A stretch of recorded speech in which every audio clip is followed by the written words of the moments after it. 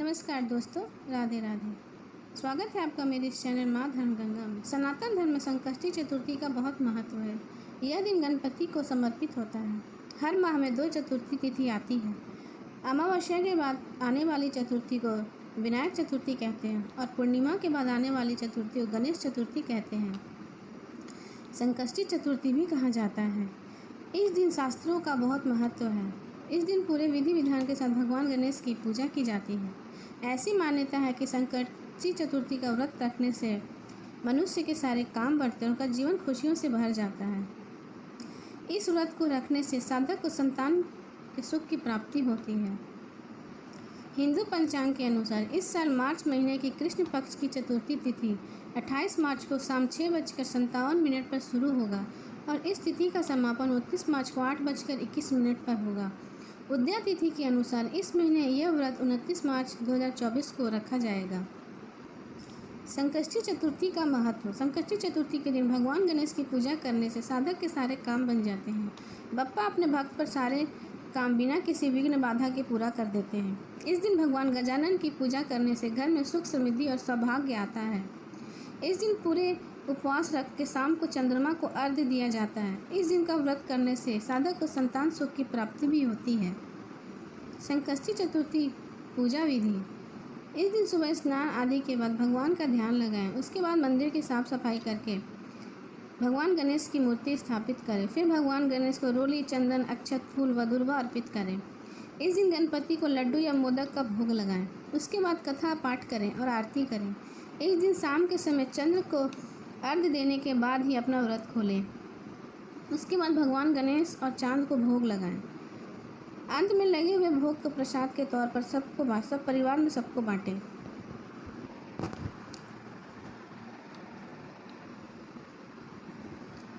अब संकष्टी चतुर्थी व्रत कथा। पौराणिक कथा के अनुसार एक बार देवताओं कई विपदाओं से घिरे थे। तब वो मदद मांगने भगवान शिव के पास गए। उस समय शिव के साथ कार्तिकेय तथा गणेश जी भी बैठे हुए थे।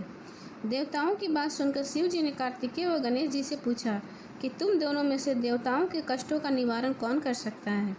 तब कार्तिकेय व गणेश जी दोनों स्वयं को इस कार्य के लिए सक्षम बताया। इस पर भगवान शिव ने दोनों की परीक्षा लेते हुए कहा कि तुम दोनों में से जो सबसे पहले पृथ्वी की परिक्रमा करके आएगा वही देवताओं की मदद करने जाएगा। भगवान शिव के मुख से ऐसे वचन सुनते ही कार्तिकेय अपने वाहन मोर पर बैठकर पृथ्वी की परिक्रमा करने के लिए निकल गए। परंतु गणेश जी सोच में पड़ गए। वह चूहे के ऊपर चढ़कर सारी पृथ्वी की परिक्रमा करेंगे तो इस कार्य में बहुत समय लग जाएगा। तभी उन्हें एक उपाय सूझा। गणेश अपने स्थान से उठकर अपने माता पिता के 7 बार परिक्रमा करके वापस बैठ गए। परिक्रमा करके लौटने पर कार्तिकेय स्वयं को विजेता बताने लगे। तब शिव जी ने श्री गणेश जी से पृथ्वी की परिक्रमा न करने का कारण पूछा। तब गणेश जी ने कहा, माता पिता के चरणों में ही समस्त लोक है। यह सुनकर भगवान शिव ने गणेश जी को देवताओं के संकट को दूर करने की आज्ञा दी। इस प्रकार भगवान शिव ने गणेश जी को आशीर्वाद दिया कि चतुर्थी के दिन जो तुम्हारा पूजन करेगा और रात्रि में चंद्रमा को अर्घ्य देगा उसके तीनों ताप यानी दैहिक ताप, वैदिक ताप तथा भौतिक ताप दूर होंगे। इस व्रत को करने से व्रतधारी सभी तरह के दुख दूर होंगे। उसके जीवन में भौतिक सुखों की प्राप्ति होगी। चारों तरफ मनुष्य की सुख समृद्धि बढ़ेगी। पुत्र, धन, ऐश्वर्य की कोई कमी नहीं रहेगी। संकष्टी चतुर्थी से जुड़ी दूसरी कथा। एक समय की बात है, राजा हरिश्चंद्र के राज्य में एक कुम्हार था। वह मिट्टी के बर्तन बनाता लेकिन वह कच्चे रह जाते। एक पुजारी की सलाह पर उसने समस्या को दूर करने के लिए एक छोटे बालक को मिट्टी के बर्तनों के साथ आवा में डाल दिया। उस दिन संकष्टी चतुर्थी का दिन था। उसके बच्चे की माँ ने बेटे के लिए परेशान थी। उसने गणेश जी से बेटे की कुशलता की प्रार्थना की। दूसरे दिन जब कुम्हार सुबह उठकर देखा तो आवा में उसके बर्तन तो पक गए थे लेकिन बच्चे का बाल भी बांका नहीं हुआ था। वह डर गया और राजा के दरबार में जाकर सारी घटना बताई। इसके बाद राजा ने उस बच्चे और उसकी माँ को बुलाया तो माँ ने सभी तरह के विघ्न को दूर करने वाली संकष्टी चतुर्थी का वर्णन किया। इस घटना के बाद महिलाएं संतान और परिवार सौभाग्य के लिए सकट चौथ का व्रत करने लगी। संकष्टी चतुर्थी की तीसरी कथा। पौराणिक कथा के अनुसार एक बार भगवान शिव तथा माता पार्वती नर्मदा नदी के किनारे बैठे थे। वहाँ माता पार्वती ने भगवान शिव से समय व्यतीत करने के लिए चौपड़ खेलने को कहा।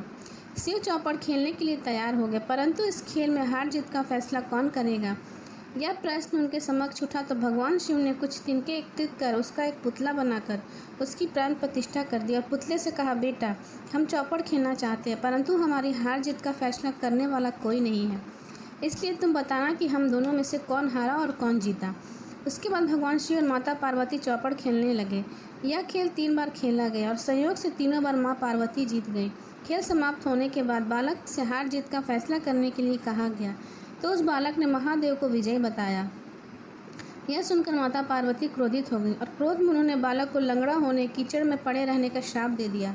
बालक ने माता पार्वती से माफ़ी मांगी और कहा, यह मुझसे अज्ञानतावश हुआ है, मैंने किसी देश भाव से ऐसा नहीं किया।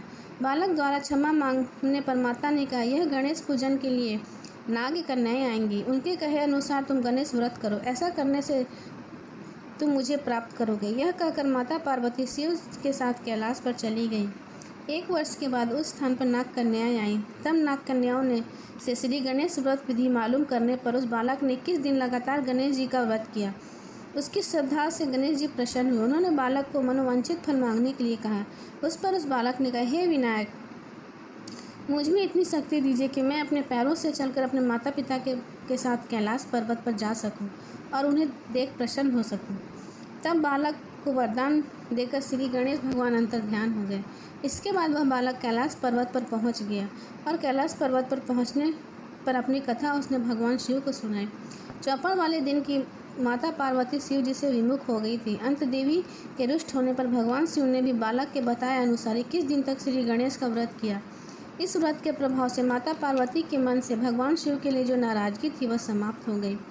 तब यह व्रत विधि भगवान शंकर ने माता पार्वती को बताई। यह सुनकर माता पार्वती भी अपने पुत्र कार्तिकेय से मिलने की इच्छा जागृत हुई। तब माता पार्वती ने भी 21 दिन तक श्री गणेश व्रत किया तथा दुर्वा फूल और लड्डुओं से गणेश जी का पूजन अर्चन किया। व्रत के 21वें दिन कार्तिकेय स्वयं माता जी से मिलने आए। उस दिन श्री गणेश चतुर्थी का यह व्रत समस्त मनोकामनाओं पूर्ति करने वाला व्रत माना जाता है। इस व्रत को करने से मनुष्य के सारे कष्ट दूर होकर मनुष्य को समस्त सुख सुविधाएं प्राप्त होती हैं और मनुष्य के सारे पाप धुल जाते हैं और वह इस लोक को भोगकर स्वर्लोक को प्राप्त होता है। बोलो गणपति भगवान की जय, माता पार्वती की जय, शिव शंकर भोलेनाथ की जय।